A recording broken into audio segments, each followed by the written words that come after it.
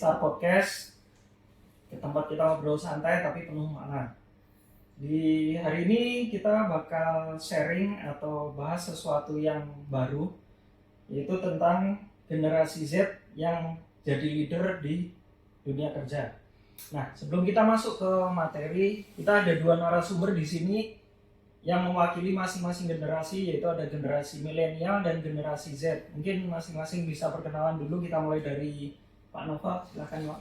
Baik, selamat pagi. Perkenalkan saya Nova Laska, di sini sebagai Department Head, di mana pada positioning podcast sekarang adalah saya perwakilan dari Gen Z.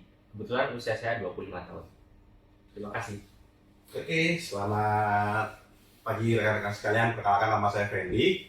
Saya sebagai Technical Engineer di Unit Detector.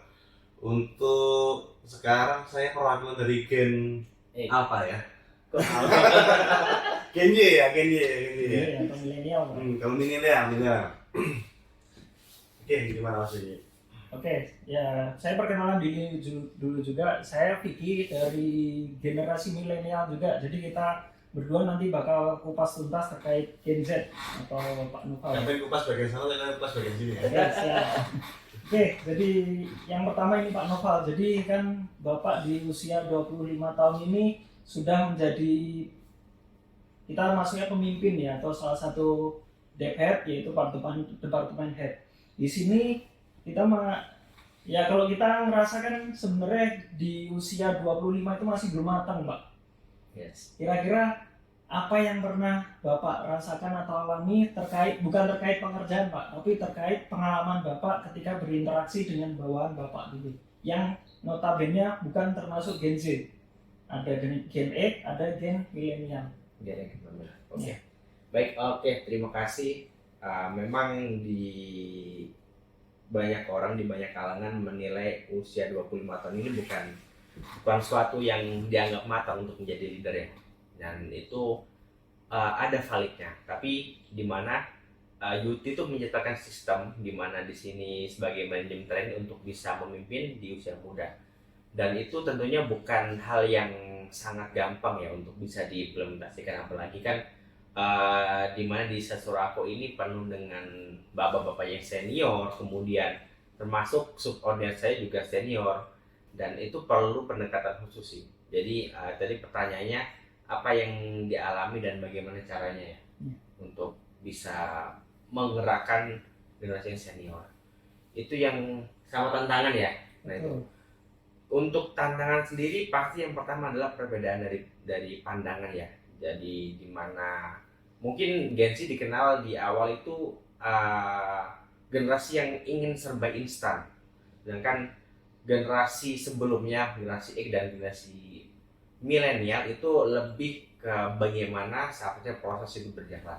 Jadi itu yang dari perbedaan pandangan itu yang pertama. Kemudian yang kedua, di mana kita terpaut secara usia, tentunya ada yang menjadi kontradiktif dalam hal ini adalah Gen Z sebagai atasan, tetapi juga sebagai junior atas di dalam dunia kerja.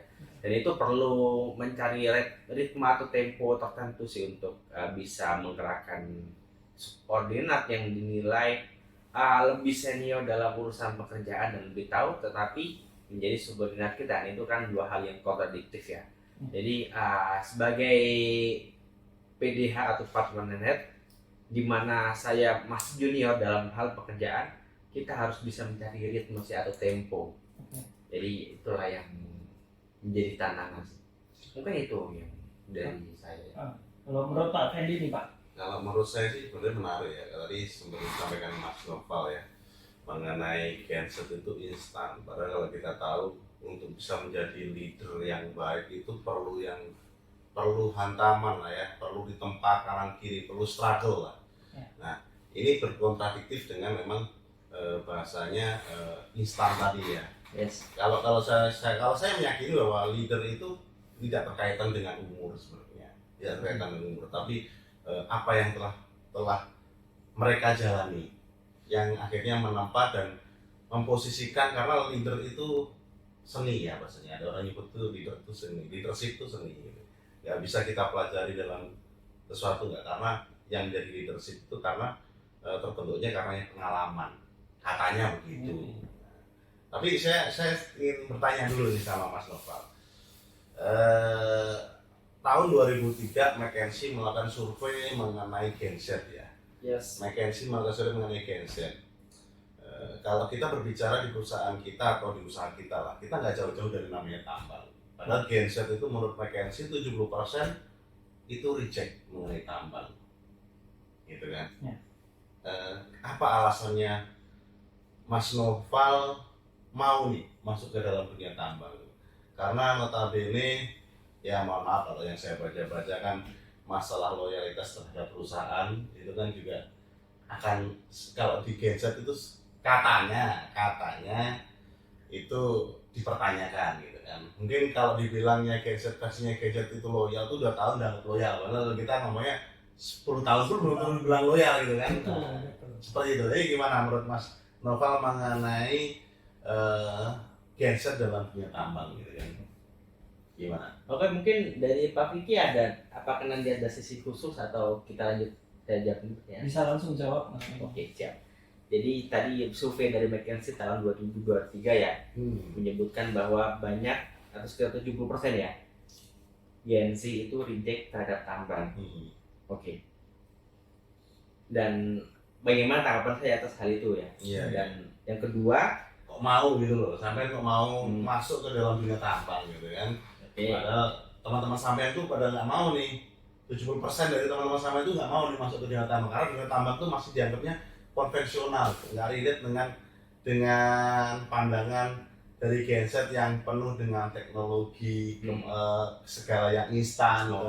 Kalau tambang kan stereotip kita kan tempat yang terremote gitu kan, yang terlokasi, susah mau kemana-kemari, nggak bisa ada tempat yang buat hiburan gitu kan, cepat stres gitu kan. Nah itu salah satu juga yang jadi sesuatu yang menarik dari Gen Z lah. Ya, berarti lebih ke arah konvensionalnya tambang ya, apapun itu.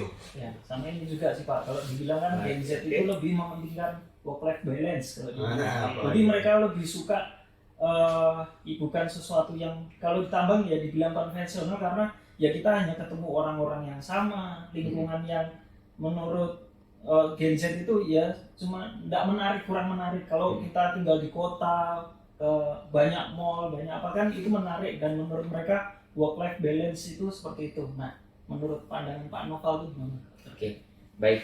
Mungkin yang pertama ya, di mana sektor pertama itu lebih ke arah yang terpencil, yang remote area. Mungkin saya bercerita background saya, di mana memang saya dari kecil hidup di desa. Jadi kayak di mana tidak ada hiruk-pikuk dari keramaian kota atau apapun itu. Jadi saya merasa di Soraco ini cukup merepresentatifkan atas apa yang menjadi kehidupan saya di waktu kecil. Jadi untuk adaptasi di Soraco ini tidak terlalu berat lah untuk saya. Itu jika melihat dari remote areanya. Kemudian yang kedua, tadi apa? Masalah remote lah, jaringan internet apa itu kan susah mungkin ya, kalau kita seru dengan tambangan agak susah itu kan. Tidak selancar lah, tidak selancar di ibu kota atau di kota-kota besar gitu. Terus waktu itu yang tadi kan udah dijawab kan masalah remote area kan. Terus yang kedua tadi berkenaan dengan konvensional ya. Jadi banyak yang mengatakan Gen Z itu lebih suka ke arah teknologi, kemudian ke arah yang masa depan lah, futuristik seperti itu. Di sini jujur saya melihat sebagai tambang itu merupakan hal yang fundamental yang harus dilakukan sih, dimana kita dalam menunjang atas teknologi itu kita tetap butuh energi yang konvensional. Di situ pemahaman saya, dimana mungkin secara supply chain atau secara pada ujungnya di sini kan khususnya kan tambang nikel ya. Tambang nikel tetap harus dilakukan untuk menciptakan teknologi yang semakin maju. Jadi itu satu kesatuan. Jadi kita tidak bisa hanya melihat mungkin di teknologinya aja, di microchipnya aja, itu kan. Jadi kan banyak yang mengatakan tambang nikel merupakan salah satu fundamental atau yang harus dilakukan untuk bisa menunjang adanya uh, perkembangan teknologi seperti halnya microchip. Itu sih yang saya pahami ya. Jadi kayak saya tetap terlibat kalau misalkan dibilang Gen Z lebih suka ke teknologi yang sangat futuristik. Di sini di tambang kita masih terlibat akan tuntutan dari peristiwa itu. Itu mungkin yang bisa saya jelaskan sih buat pandangan saya sebagai Gen Z. Jadi kalau menurut saya sih bagaimana sih perusahaan, khususnya kita bicara masalah ada tambang ya, bagaimana sebuah perusahaan tambang mencoba memanfaatkan gen yang sekarang sedang lagi hype-nya lah, lagi sedang masanya lah. Apa namanya, tahun emasnya buat Gen Z lah ini ya maksudnya kan.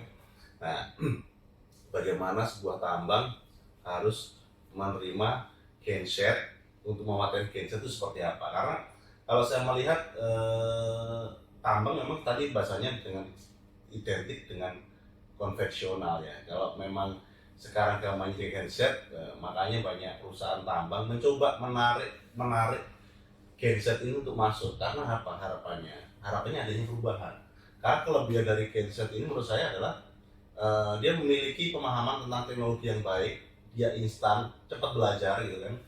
Nah itu yang sedang pengen di hyperlink lah untuk perkembangan dari usaha tambang itu sendiri kan, biar supaya cepat lah beradaptasi agile terhadap kondisi yang sekarang ada kan, dengan kondisi safer, dengan kondisi harga mineral ataupun batu bara atau komoditas lainnya yang harganya memang sedang tidak baik-baik saja gitu kan.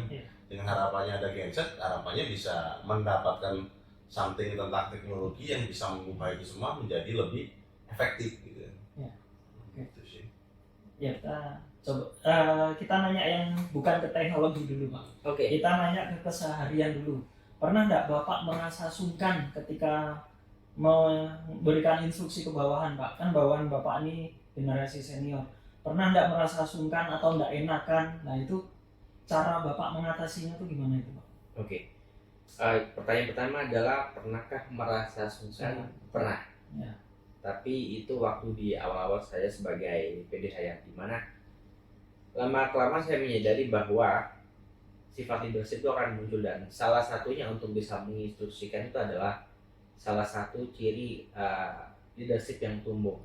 Jadi untuk saat ini mungkin saya akan tidak lebih bukan suka lagi, cuman lebih bisa untuk mendrive, lebih bisa untuk mengatakan apa yang bisa menjadikan concern untuk melakukan improvement. Jadi keberanian untuk melakukan instruksi merupakan salah satu adanya leadership yang tumbuh, itu yang saya pahami sih. Jadi bagaimana cara meningkatkan, dan tentunya kalau misalkan saya tuh lebih ke pendekatan personal. Jadi ketika secara personal sudah bagus dan apa yang saya instruksikan itu dapat diterima secara logika ataupun secara kondisi, maka saya tidak ada kesulitan untuk bisa melakukan instruksi itu ke berarti subordinat saya. Memahami karakternya dulu ya. Kita pahami karakter bawahan kita biar kita bisa memberikan instruksi yang lebih mengena, atau kita bisa memberikan porsi yang sesuai dengan generasinya itu Pak. Betul. Oke, seperti itu. Nah, ada lagi nih Pak yang mau saya tanya nih Pak. Jadi trennya Gen Z nih Pak ya. Trennya Gen Z itu setiap dia kerja itu mereka selalu targetnya itu tujuannya dulu.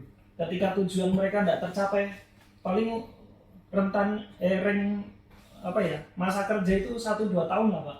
1-2 tahun mereka tidak mendapatkan tujuan yang mereka inginkan, mereka resign. Nah, tanggapan Pak Noval sebagai Gen Z ini Pak, itu seperti apa? Biasanya kasarnya mau berapa lama bertani? Nah, apakah itu berbeda? Yang pas ya, sama ini ya tujuan nanti ya. Jadi apakah itu juga termasuk di karakter Bapak? Nah, itu dan tanggapannya seperti apa itu Pak? Oke. Gitu. Memang banyak yang mengatakan bahwa Gen Z itu pengen instan. Ini berawal dari pengen instan. Ketika mereka bekerja atau kami bekerja, kita melihat tujuan akhir. Kami tidak berproses seperti apa namanya, yang harus dilalui seperti apa, step-step seperti apa. Kami langsung ke tujuan seperti itu. Jadi ibarat gunung es, ternyata Gens itu hanya melihat atas ujungnya saja, padahal di bawahnya itu banyak runtutan peristiwa yang harus dilalui.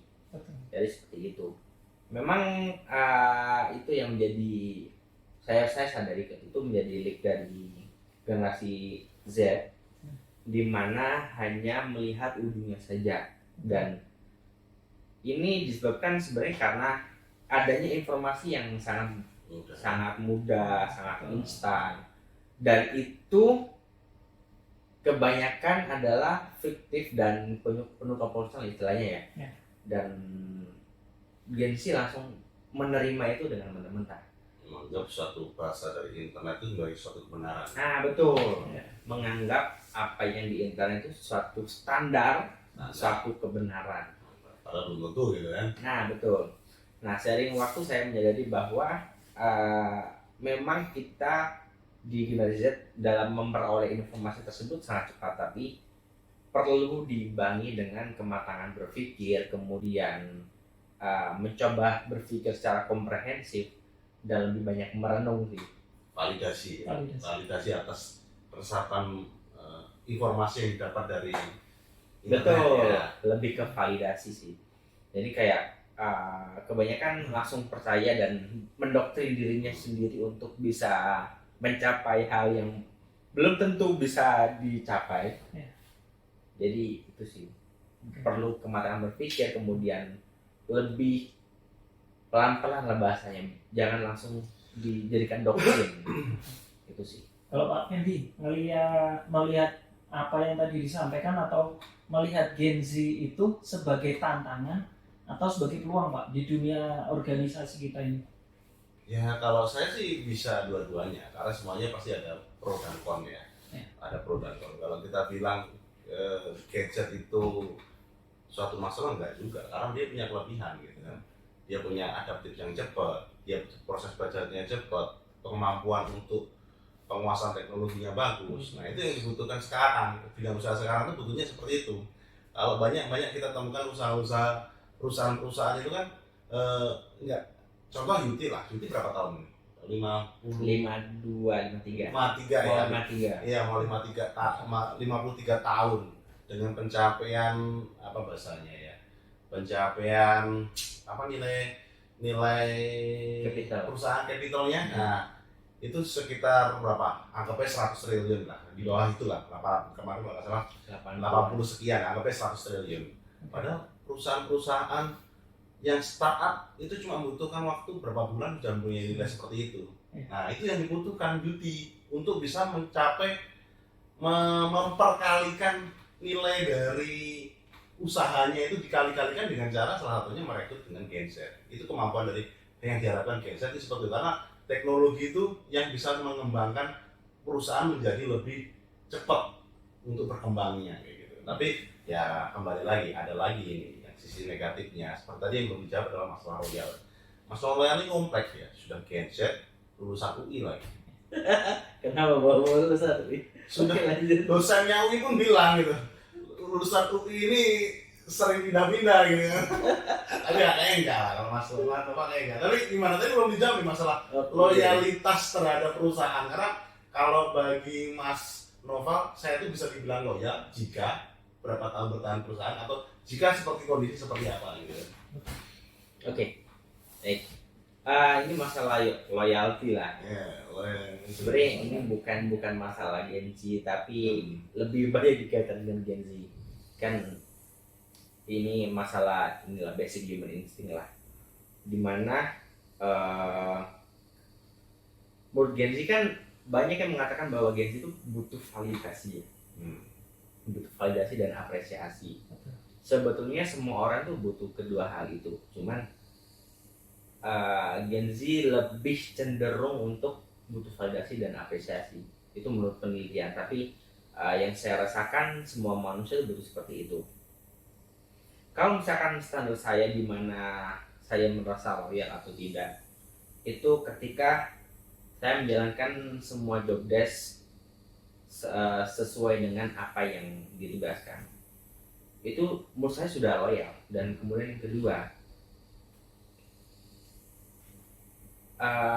batas untuk tidak loyal atau merasa dikhianati oleh perusahaan seperti apa? Ketika apresiasi itu tidak sesuai dengan apa yang kita lakukan.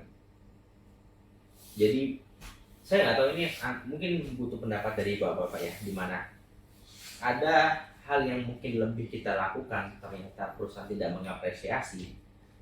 Apakah itu bisa dikatakan kurang apresiasi ini perusahaan, atau mungkin di generasi bapak-bapak yang melihat itu ya udah itu hal yang biasa atau seperti apa? Mungkin itu sih. Ya, kalau cara pandang seperti itu, kalau bagi saya Gen Y gitu, sedikit berseberangan. Karena kalau saya melihat kalau bahasanya apresiasi itu kan, kalau kita ngomong materi itu berarti ditempatkan di paling nomor satunya lah, P1-nya gitu. Tapi kalau bagi Gen Y, menurut saya, nggak tahu menurut Mas Siki nanti sama nggak ya, kalau menurut saya ya bekerja sebaik mungkin, materi akan mengikuti, nggak jadi prioritas. Kalau menurut cara pandangnya saya yang mewakili Gen Y seperti, nggak tahu kalau Mas Siki pandangnya gimana? Kurang lebih sama. Kalau saya tuh yang penting kita berusaha berkontribusi maksimal dan kita merasa nyaman di tempat kerja, itu sebenarnya sudah sebagai tujuan juga sih dari kita. Sudah mulai terkotak. Mulai lihat ya bedanya Pak ya. Sebenarnya bukan ini ya. Kalau kita nggak apa-apa. memprioritaskan materi mungkin itu hal yang lain lah. Ya. Tapi ini apa ya? Lebih kalkulatif lah. Lebih kalkulatif ya, lebih perhitungan lah ya. Ya, makanya itu dengan keterbukaan informasi, jadi chance atau kesempatan kita untuk membandingkan satu sama lain itu lebih tinggi, dan itu menurut saya sih kurang sehat sih dengan membanding-bandingkan diri. Jadi nanti kalau apresiasinya nggak pas, pindah gitu ya. Nah, ya. Kita ini bicara bukan kekurangan Pak ya, tapi menurut Pak Fendi ini apa sih yang perlu diimprove di Gen Z itu Pak? Jadi kan kalau versi generasi milenial itu seperti apa sih yang harus diperbaiki untuk organisasi kita ini Pak? Gini, kalau ini menurut pendapat pribadi ya. Betul. Pendapat pribadi. Ketika saya menghadapi Gen Z, bukan ini ya, bukan menghakimi, bukan ya, tapi seperti ini kondisinya. Ketika saya menghadapi Gen Z dan dia adalah apa ya, ngomongnya bahasanya empty gitu ya, yang baru masuk ke dalam suatu perusahaan dan dia didudukkan dalam posisi yang sudah jadi leader gitu kan. Ketika saya menghadapi seperti itu, kondisinya adalah syukurnya alhamdulillah yang saya temuin masih baik-baik saja, dalam artian masih bisa, cara beradaptasinya cukup baik. Jadi itu sih menurut saya kelemahan di adaptasi yang menurut saya tidak mencoba meng-hiring, membiasakan mendengar orang itu lebih baik. Karena apa? Karena yang saya pahami, bedanya dulu ketika saya struggle masuk di UT di awal-awal gitu kan, apapun saya lakukan supaya bisa dekat dengan orang-orang dulu gitu kan. Karena saya ngerasa nggak punya kelebihan apapun. Apa sih yang saya banggakan ketika saya masuk ke UT? Orang luar yang masih baru, walaupun bahasanya sudah punya pendidikan gitu kan, tapi di dalam dunia kerja itu sekian, nomor sekian. Masalah pendidikan menurut saya itu nomor sekian, tapi lebih ke arah bagaimana saya bisa beradaptasi dengan rekan-rekan kerja saya dulu. Prinsipnya dulu gitu. Nah, kalau yang sekarang lebih ke arah textbook menurut saya. Apa seorang STE, sekarang saya jadi new hire gitu kan. Seorang STE itu bekerjanya ya textbook, bikin laporan A, B, C, D, udah selesai, sudah. Seperti itu. Tidak berusaha mencari ruang kosong di mana antara celah antara pekerjaan saya dengan mungkin teman-teman yang ada di situ, rekan kerja di situ. Itu kalau saya dulu mencari celah kosong.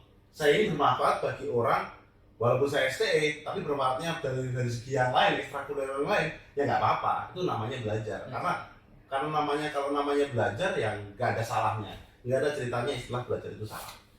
Itu sih. Itu sih kalau pendapat saya tentang new hire, menjadi leader. Nah, yang sekarang itu yang perlu diperhatikan dari masalah hiring, mencoba mencari celah kosong di mana saya itu bisa jadi bermanfaat. Bukan hanya textbook terhadap apa yang harus saya lakukan, gitu kan. Itu sih kalau pendapat saya. Sekarang kalau mendengarkan. Kalau poin positifnya Pak, jadi kalau kita tadi bilang apa sih kekurangannya, sekarang apa pembelajaran yang didapat ketika kita Pak Fendi ya terutama ya, ketika interaksi dengan Gen Z nih Pak? Jadi tambah melek teknologi. Oh iya betul. Jadi tambah melek teknologi itu kelebihan dari Gen Z dan itu sudah valid sih. Nggak bisa dipungkiri. Nggak bisa dipungkiri. Minimal karena mereka itu minimal sehari bisa menghabiskan berapa jam itu untuk mengeksplor digital atau internet atau apa kan eksplor kan. Iya. Seperti itu sih. Makanya rada unik kalau kita nemui Gen Z tapi gaptek gitu. Nah itu aneh gitu. Karena 97% tuh Gen Z nggak mungkin pasti melek teknologi. Iya.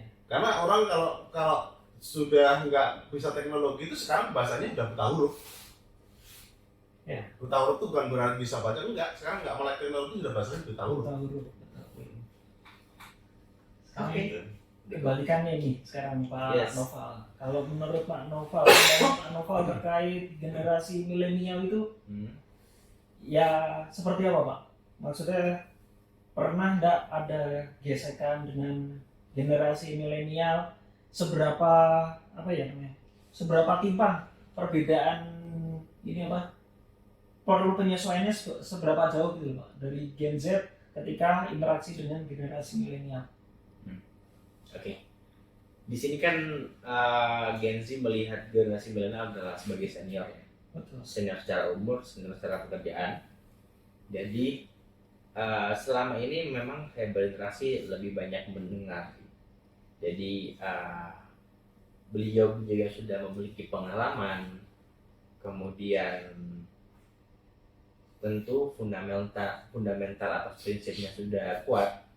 Jadi mencoba belajar, dimana saya memposisikan sebagai junior ketika bicara dengan generasi milenial untuk bisa mendapatkan informasi yang lebih valid. Nah itu yang saya kagumi, dimana kuat secara fundamental pendirian sih. Jadi di situ mereka benar-benar yakin meskipun keyakinan itu belum tentu benar. Itu yang menjadi kuat. Namun ada sisi yang menurut saya yang kedua, di mana ada sisi-sisi yang ini sebenarnya bisa diimprove, bisa di smoothing, bisa diimprove istilahnya lah, dan bisa dirubah untuk ke arah yang lebih baik. Tapi dengan pendirian yang sudah terlanjur kekeh, jadi hal itu tidak terrealisasikan. Jadi seperti itu sih, secara pendirian kuat, pengalaman bagus, tapi ketika ada ruang untuk improvement, ada hal sedikit yang perlu penyesuaian atau perlu effort untuk bisa mengubah atas stigma-stigma yang sudah tercancap gitu sih. Ini kebanyakan sih seperti itu sih ya, yang saya lihat. Mungkin seperti itu.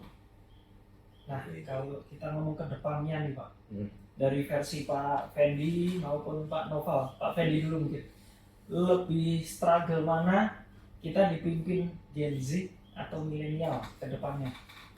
Sebenarnya sih kalau malah struggle yang mana sih, menurut saya sih yang penting jadi diri aja sih intinya. Mau milenial mau Gen Z itu jadi diri aja. Jadi kalau memang milenial ya sesuai tadi kan, sesuai dengan apa sih khasnya milenial dalam memimpin gitu. Kalau menjadi Gen Z ya Gen Z itu direkrut karena memang dibutuhkan atas kelebihannya dia sekarang gitu kan.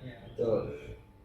Ya tadi saya sebutkan masalah teknologi, paham, kecepatan belajar, dan sifatnya punya pendirian juga sebenarnya, cuma pendiriannya rada berbeda. Ini perbedaannya sifatnya yang dipahami, takutnya informasi yang masuk adalah belum valid gitu. Ya, itu beda. Kalau yang yang Gen Y kan informasi yang masuk karena pengalaman gitu kan. betul. Itu bedanya sih. Itu aja. Yang penting jadi diri sendiri aja, punya karakter lah. Jangan mencoba, apalagi penerusnya sebelumnya Gen Y kan, mungkin kami menggantikan Gen Y terus mencoba role modelnya Gen Y gitu. Jangan, punya karakter sendiri aja sih menurut saya sih. Gak ada masalah. Punya khas masing-masing. Berarti kembali ke personalnya Pak ya. Ya, Bukan kembali ke ngomong personal generasi Z masing-masing. atau generasi Y.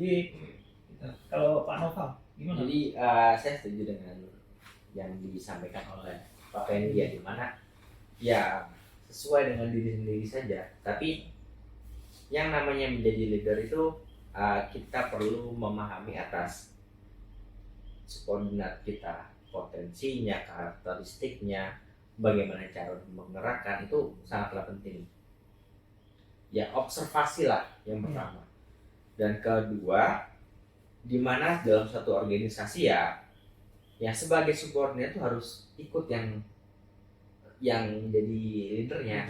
Betul. Entah itu Gen E, Gen Y, Gen Z. Dan ketika itu leader seperti itu, ya udah, itu hal yang mutlak untuk diikuti. Jadi seperti itu. Mungkin ada beberapa gesekan ataupun kontra antara leader dan subordinat, di mana ada perbedaan pendapat atau perbedaan prinsip. Selama itu sudah didiskusikan dan selama itu sudah diputuskan oleh leader, ya udah ikuti apa kata leader. Meskipun mungkin di mana saya ini leader saya adalah milenial, dan mungkin ada beberapa seberang pendapat, dan hal itu sudah didiskusikan, sudah diputuskan oleh leader saya. Ya udah, mau nggak mau saya ikutin leader, bukan seenaknya ya udah karena tidak sesuai prinsip saya nggak usah ngikutin, nggak bisa gitu. Dan itu kan nggak mature lah secara organisasi. Itu Pak Eki. Rasa kita udah 30 menit jadi Pak. 30 menit ya. Sudah Kurang lama ini, extend. kayaknya. Nanti tambah satu orang lagi nih buat Harusnya nambah satu lagi, Gen orang. X. Kalau ada baby boomer lagi Pak, jadi lebih seru. Udah pada di sini udah. Baby boomer udah pensiun seperti Udah apa? pensiun. Gak ada kita tempat kita ya, ibu boomer ya. Nggak ada. Jadi kita bisa ada poin yang bisa kita pelajari di sini Pak. Jadi leadership hari ini kita nggak ngomong lagi soal umur Pak ya, tapi tentang kematangan personality. Yes. Ya, jadi ya yang setidaknya kita juga harus terbuka, kolaboratif. Itu kan yang perlu kita pelajarin ya, terkait seberapa pantas generasi X, generasi Y, generasi Z menjadi seorang leader. Oke, mungkin segitu saja mungkin Pak. Ada lagi Oke. mungkin nanti nextnya kita mau bahas apa lagi, nanti kita cari lagi apakah kita mau bahas terkait brain root yang sekarang lagi booming Pak ya. Apalagi Ya, nanti mungkin nanti seru kayaknya. seru kayaknya. Sudah pernah dengar istilah itu Pak ya? Oke, kita akhiri dulu di podcast kali ini. Terima kasih atas waktunya sudah mau mendengarkan podcast kita di kali ini. Kita akhiri Pak ya. Yes. Terima kasih Terima Pak kasih. Noval Terima sebagai kasih. narasumber dari Gen Z dan Pak Fendi sebagai generasi milenial. Kapanpun nih. Kita akhiri, terima kasih. Assalamualaikum warahmatullahi wabarakatuh. Waalaikumsalam. Semangat pagi. Kita bisa luar biasa.